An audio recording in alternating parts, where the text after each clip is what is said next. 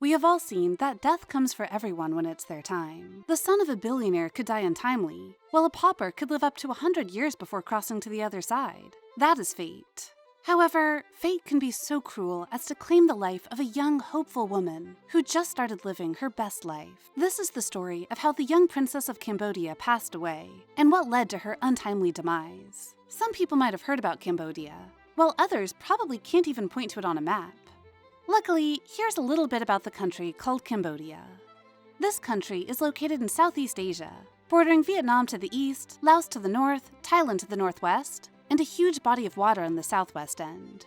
This country is popularly known as the Kingdom of Cambodia, which means it is ruled by its own royal family. The country has experienced its fair share of international wars, like World War II and the Vietnam War, as well as a series of coups d'etat. But it wasn't until 1997 before things settled down and the Kingdom of Cambodia got some rest from the fighting.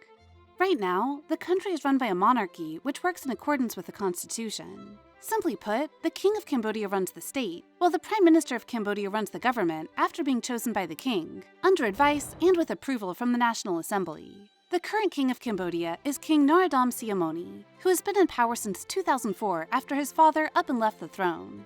He is the eldest son of King Sihanouk and former queen consort Norodom Mononayeth, and has 14 half-brothers and half-sisters from his father and one full sibling.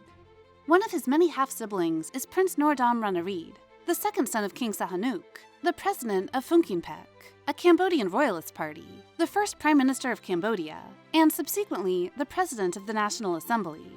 Prince Ranariddh met his wife, Ang Marie, the eldest child of Ang Mayas, an interior ministry official, in early 1968. And things looked great as the couple got married a few months later. The couple had 3 children over the course of their marriage of 38 years. However, fate isn't that caring about all that, as Prince Ranariddh ended up separating and ultimately divorcing his first wife in 2006 due to his newfound love for Ouk Phalla, which came to light around that time. The divorce lasted about 4 years and ended with his first wife taking half of his assets and so much more. All these events look like something from a Spanish soap opera, but they also raise the question, who is this woman the prince left his first wife and happy marriage of 38 years for? As previously stated, the young woman's name is Ouk Phalla, and her history is definitely not something you can even imagine. Ouk Phalla was born on July 27, 1979, in Phnom Penh, Cambodia, and had 8 siblings. Her education started at age 6 at Wat Co Primary School in Phnom Penh before she went on to study at the Royal University of Fine Arts. It was said that she quickly rose to prominence as an expert dancer right from the age of 13 due to her amazing talent and hard work. In 1993, Princess Ouk Phalla became a representative of the traditional dance for the Kingdom of Cambodia and was invited to perform in other countries, including the United States, France, India, Japan, Thailand, Burma, and Laos. In the late 1990s, while Prince Ranariddh was being expelled from his post as the Prime Minister of the country for different reasons, there was a young dancer who was working hard to make a name for herself by working at the dance company affiliated with the palace. The prince's only full sibling, Princess Norodom Bupa Devi, was an Apsara dancer, just like their mother, Pat Kanol, had been during her younger days. Princess Bupa Devi served as a mentor for young Ouk Phalla, who was an aspiring Apsara dancer during her early years. Fate shined brightly on the young Apsara dancer as she caught the eye of the then Minister of Tourism and a senior member of the Cambodian Royalist Party, Vang Sarivuth. Their relationship blossomed into marriage, and the two built a happy family together. However, it turns out the aspiring dancer wasn't satisfied just yet, as she sacrificed her family for something even better, a more powerful husband. As the 2000s rolled over, Ouk Phalla became a very popular Apsara dancer and one of the Kingdom of Cambodia's most prominent Apsara dancers. It is believed that Ouk Phalla had started her affair with Prince Ranariddh during the production of the movie Rajabori, Royal City, a 2002 film which was completely financed and directed by Prince Ranariddh himself, with the lead actress and star of the show being, you guessed it, Ouk Phalla. Their affair grew pretty fast and quickly gave rise to the birth of their first son, Norodom Sothiarith, who was born in 2003 while the prince was still supposedly happily married to his first wife, Princess Marie. It goes without saying, but not many women can deal with a blooming affair and the illegitimate son of her husband without complaints. Princess Marie filed an adultery lawsuit against Prince Ranariddh 3 years later, which led to their marriage of 38 years crashing, and the addition of one more major obstacle to the already declining political career of the prince. The affair between the prince and the young Apsara dancer came to light in early 2006, and Prime Minister Hun Sen seized the opportunity as the perfect excuse to drag the entire Cambodia royalist party, Phung Pek, in the mud, claiming they are letting their wives and mistresses interfere in state work. Prime Minister Hun Sen mocked the party and an individual, although not by name, but he was perceived as saying that he attacked the prince when he said that he would threaten to withdraw any government official who was selected by a woman, who also happens to be a mistress of a high-ranking official. The prince didn't make any comments at the time. However, the fire had already been lit, and other people supported Prime Minister Hun Sen, including Tourism Minister Thong Khon, who announced the firing of the princess's brother-in-law, Chandara. Within the year, Prince Ranarid was dethroned from his seat as the head of the Cambodia Royalist Party, Phung Pek, in what was described as a party coup directed by General Nek Boon Chai. This led to a series of events that ultimately forced the prince into exile in Malaysia for fear of his arrest. In what seemed like a well-orchestrated turn of events, Princess Marie's adultery lawsuit against the prince was filed just a few weeks after the Kingdom of Cambodia's first law outlawing adultery was passed and approved by the National Assembly. To many people, it looked like the legislation was passed to directly target Prince Ranarid's affair with Ouk Phalla. This explains why the prince decided that running away to Malaysia was his best bet to not get arrested. Regardless of how the situation turned out, the royal family of the Kingdom of Cambodia still tried their best to support the prince, particularly the prince's father, King Sihanouk, who tasked his adopted son, Prince Sisawa Thomiko, to make a film on the topic of mistresses in the country.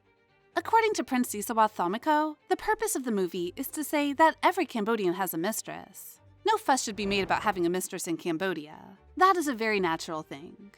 This gave the prince more confidence to even come out in public and tell an interviewer in 2006 that he loved Ouk Phalla and recognized the son they had together, unlike other unnamed government officials who abandoned their mistresses and illegitimate children.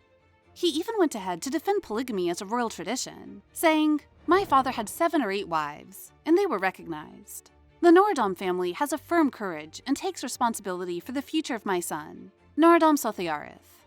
I recognize my son." This controversy took a while to die down, as the relationship between Prime Minister Hun Sen and the royal family got even worse. But nevertheless, Prince Ranarid kept struggling to make a political comeback. He ultimately married Ouk Phalla in 2010, and what seemed like the most troublesome event in her life ended up as a happy marriage. She became Princess Ouk Phalla and accompanied her new husband from his self-imposed exile to Malaysia to his on-and-off comeback to the political arena. Their marriage bloomed, and the couple had another child in 2011. Prince Ranarid finally made his long-awaited political comeback in 2015, when he was reinstated as the head of the Cambodia Royalist Party, Phung Pek, pledging to work hand-in-hand with Prime Minister Hun Sen. Princess Ouk Phalla accompanied him, appearing by his side at all party rallies, and even dancing alongside her husband to pop songs in an event held with the hopes of winning over young voters. Muth Chantha, a former aide to Prince Ranarid, once stated that he remembered Princess Ouk Phalla as a supportive spouse to the prince. He said, "I think she offered her best assistance to the prince, regardless of whether it was family or political affairs. A hard-working politician cannot make any progress without support from their spouse. She contributed with ideas for party work and arranging rallies." A profitable marriage for the couple, but as always, fate had come to collect what it was owed. June 17, 2018. That fateful day brought about sadness and heartache to the Cambodian royal family and the entire Kingdom of Cambodia.